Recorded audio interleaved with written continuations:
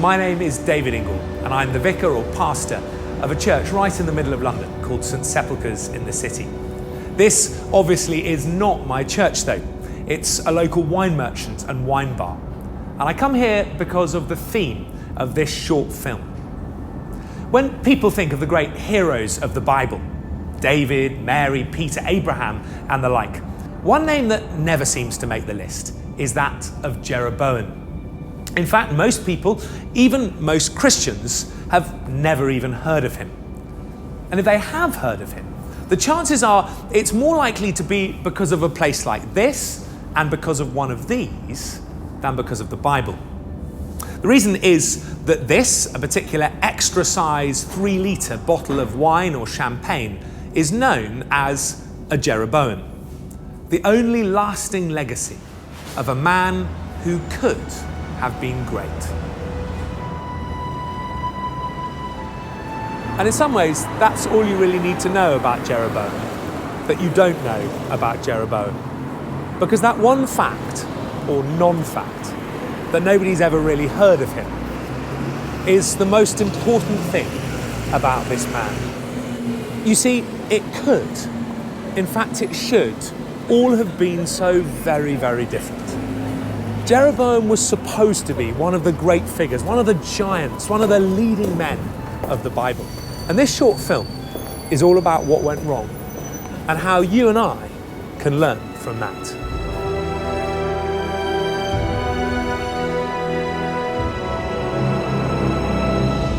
We find Jeroboam's story in the book of 1 Kings, chapters 11 to 14. And it all starts with a bang. Jeroboam had risen to prominence as one of the key leaders of Israel during the reign of King Solomon. And one day as he was leaving Jerusalem, he was met on the road by a colourful prophet called Ahijah. And Ahijah takes off his cloak and starts to tear it into 12 pieces, representing the 12 tribes of Israel. And he then gives 10 of those pieces to Jeroboam. It's a dramatic symbol. Solomon's sin has caught up with him.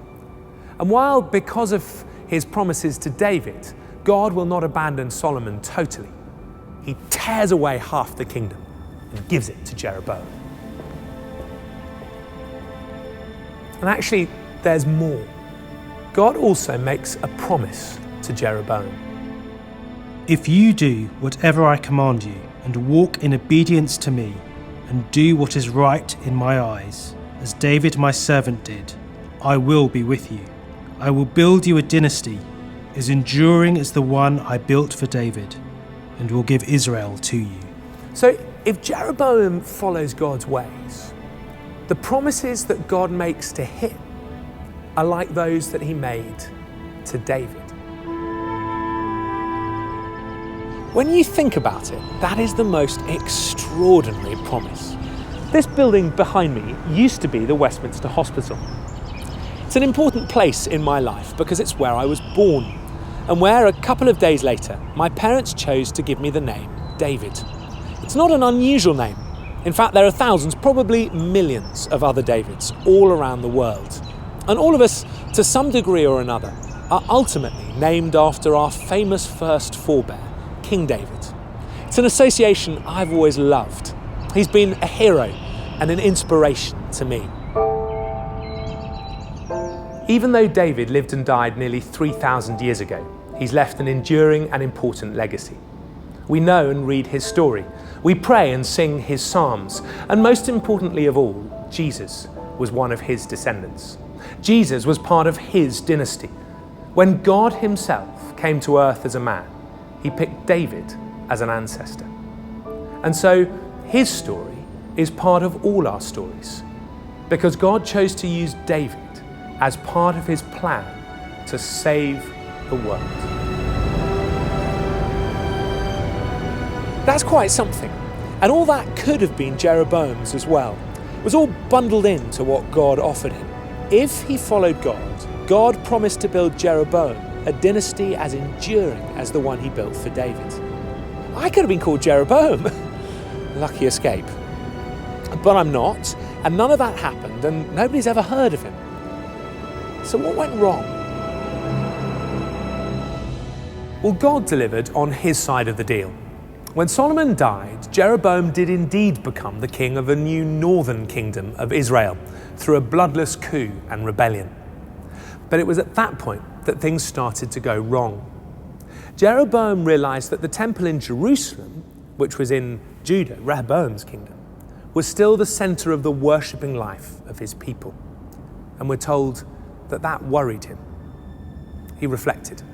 If these people go up to offer sacrifices at the temple of the Lord in Jerusalem, they will again give their allegiance to their Lord, Rehoboam, king of Judah. They will kill me and return to him. Jeroboam was afraid, and so he set up an alternative to the temple. He had 2 shrines built in his own kingdom, at Bethel and at Dan, and he had 2 golden calves constructed as a centerpiece for the people's worship. Bizarre as it may seem, Jeroboam probably intended them to be used to worship God. He didn't want to worship a new God, he just wanted to be in control, to do things his own way. Well, this obviously isn't one of the golden calves. They no longer exist. It's from a different place, a different time, but hopefully it gives you a flavour of the scene. Of a scene in which Jeroboam has tried to take control away from God, in which he's tried to do his own thing, to go it alone. Whatever his motives might have been, the results were disastrous. The golden calves drew the people away from worshipping God. And in many ways, that is the key moment in Jeroboam's life. It's the moment when he's forced to choose whether to trust God or not. He doesn't believe that God can deliver on what he had promised, and so he does something else. It was a catastrophic failure of faith. In recent years, though, Jeroboam's reputation has undergone something of a revival. Modern theologians are increasingly quick to jump to his defence. In an age where religion and politics were inextricably intertwined, where you worshipped was a matter of national importance. One scholar describes the pull of people travelling back to Jerusalem to worship in the temple. Politically, it was essential that Jeroboam should stop them from doing so, for to allow this would increase the risk of subversive action to undermine Jeroboam's position as king. In order to understand how this all works, it's perhaps worth trying to think about it in more modern terms. This is the British Parliament. It's the seat of power in our nation. And one of the most controversial political issues in recent years has been the relationship between Britain and Europe.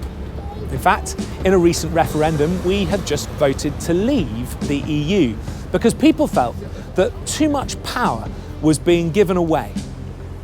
Imagine how much more controversial it would be, though, if rather than giving away power to the EU, an institution we have actually been part of, we were being asked to give away power to a foreign nation. And of course, for Jeroboam, the southern kingdom of Judah wasn't just a foreign nation, it was actually a threat, his rival, the enemy. And that is where the story of Jeroboam suddenly becomes relevant for us. His decisions seem so reasonable.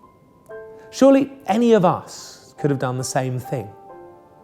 But, and it's a big but, however reasonable they might seem, Jeroboam's actions were in direct disobedience to God. And the reality was, he faced a choice. A choice, on the one hand, to trust in God. To trust in God despite what outward circumstances looked like. To trust in God that he could, that he would deliver on what he had promised. Or to decide not to. To decide to follow the ways of the world. To decide to trust his own judgment. To decide to take the easy path. Did Jeroboam have the courage to believe? And the reality is that we all face that same choice all the time, every day. Our situations may not be the same as Jeroboam's, but the choice is the same. So often we will find that the wisdom of the world cuts across the ways of God, and we face that choice. Do we have the courage to believe, to follow in God's ways? Maybe you face that choice at work. I live and work in the City of London, where I'm surrounded by countless different workplaces and offices. And that actually means that for us as a church, we have a real focus on what it looks like to live out our faith in the context of where we work. I love the City of London, and there's so much that goes on around here that's so good.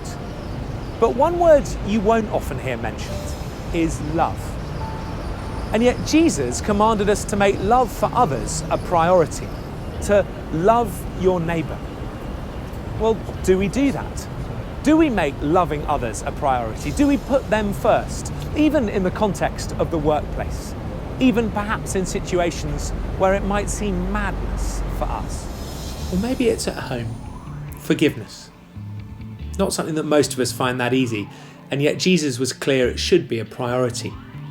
How strong are you at forgiving your family or those that you live with? Maybe it's something big, like being willing to risk your career rather than do something that you know is wrong. Maybe it's something small, numerous little decisions that we make every day to tell the truth, to admit our mistakes, to forgive our colleagues, or just to be open with those around us about our faith. Of course, sometimes we will fail. We will slip up, we will not believe. Certainly I know that I do frequently. And thankfully, it's not about the score sheet, because in Jesus, we have forgiveness. We have a fresh start again and again and again. But it is about the direction of travel, our focus, where we want to be heading. Are our eyes fixed upon Jesus? Do we want to follow in his ways? Do we have the courage to believe in him? But what happens to Jeroboam? Well, in the short term, his plans seemed to work out. Rehoboam didn't manage to retake the kingdom, and Jeroboam remained king for the rest of his life. So this isn't a simple story of immediate consequences. Life just isn't like that, and neither usually is the Bible. In fact, things often seem to be the other way round. David's early years, for instance, were full of trials and tribulations, as he had to deal with the increasing paranoia and hatred of King Saul. Whereas by contrast, as we've just seen, Jeroboam seemed to get off to a pretty good start. So choosing to follow God's ways won't always look like the smart choice. Things may go wrong. Others may succeed by making the opposite choice. Life may be difficult. But then that probably shouldn't surprise us. After all, we follow a crucified Messiah, one who told us that in this world, you will have trouble.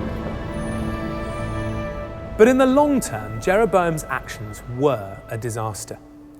Whatever his intentions were, we're told that what he did destroyed Israel's relationship with God. Jeroboam enticed Israel away from following the Lord and caused them to commit a great sin. And that sin would have huge consequences.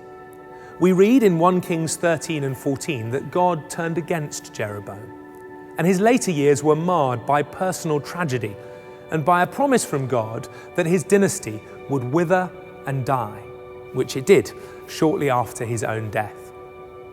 The writer of Kings sadly comments, "This was the sin of the house of Jeroboam that led to its downfall and to its destruction from the face of the earth." Tragically though, by that stage, Jeroboam's sin had already spread and taken root throughout northern Israel, to be repeated again and again by each successive generation. It was a cycle that would ultimately lead to the downfall of the entire nation. The Israelites persisted in all the sins of Jeroboam until the Lord removed them from his presence. The people of Israel were taken into exile in Assyria. I've come here to the British Museum to see what the end of the story looks like. This mural behind me once adorned the walls of an Assyrian palace, and it tells the story of the fall and sack of an Israelite town. Here we see the triumphant Assyrian king, Tiglath-Pileser III, looking on in obvious satisfaction at his conquests.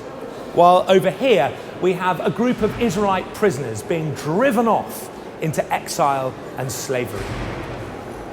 It's a sad ending to a story that started with so much promise.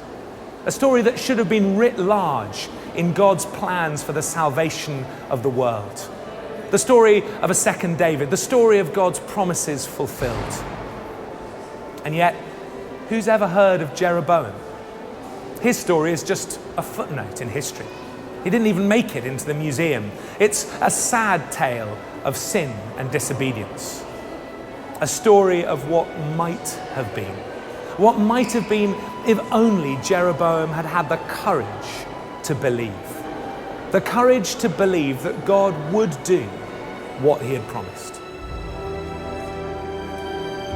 You and I are not going to become kings of Israel. And therefore, what God promises us is very different from what he promised Jeroboam. It's not about kings and dynasties, but it is every bit as amazing as what he offered Jeroboam. It's nothing less than eternal life. What Peter describes as an inheritance that can never perish, spoil, or fade. And what do we need to do to receive that inheritance? Well, just believe. We need to have the courage to believe.